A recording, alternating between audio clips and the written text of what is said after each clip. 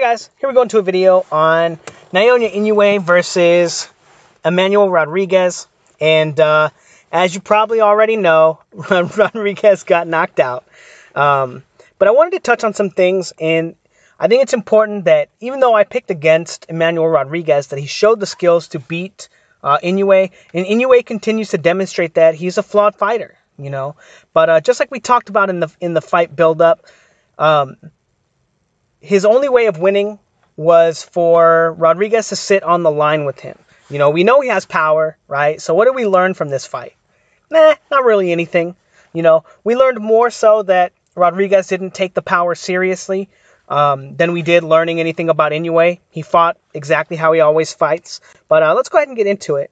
And I missed the clip, but he kind of steps with his hook right there.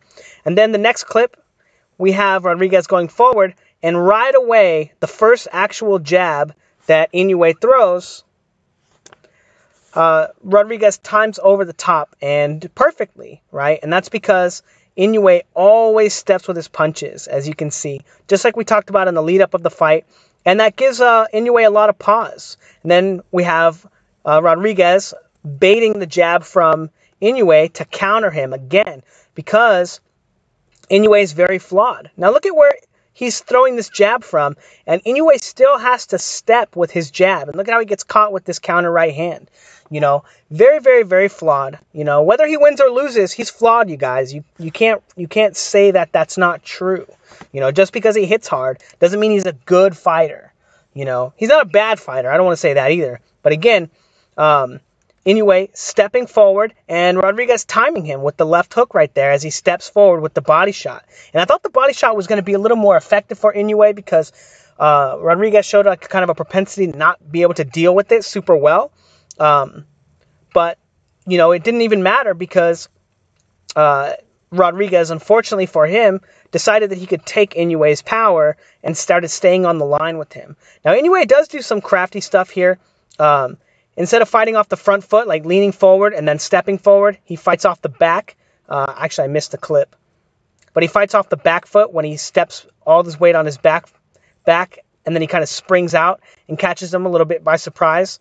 And then starts fighting off of rhythm because he realized he was being timed on his jab. And then does something crafty, steps forward like he's going to feint with his jab or shoot his jab, and Rodriguez goes to counter him with the left hook, but he catches him with the right hand instead. And again, this was something that I talked about in the build-up of the fight, that Inoue will do this. He'll feint with the jab, and then he'll go in with the right hand instead, and it worked for him very well there. And then we have, what do we got here? You know, a lot of stepping with his shots, a lot of missing. Rodriguez doing a decent job of getting off the line, but then you have situations like this where he stays on the line with Inoue. And at that point in the fight, I knew that it was over. I knew that Rodriguez wasn't going to have what it took to beat Inoue because he was staying on the line with him too much. Even though he was beating him here, like as you see, when he shoots the jab, boom. The first jab comes, and he has him on the ropes, right? And then as soon as the second one comes out, he's shooting the right hand right over the top, timing him beautifully. But as soon as I started seeing him stay on the line with Inoue, I knew the fight was over. And then Inoue doing some clever stuff here, right? Now, I talk a lot about on my channel about feinting and probing and not committing to your feints, right? If you have to commit to your feint, it's a very low-level feint because you can still get countered.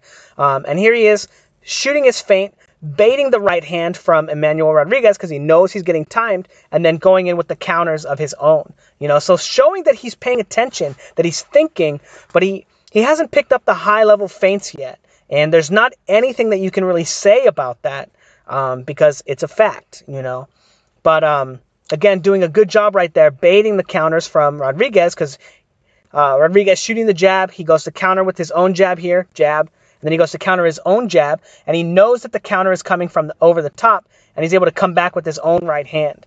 And again, Rodriguez doing the wrong thing here, staying on the line with his opponent. And I don't want to show too many of the clips. I don't want the video to get taken down.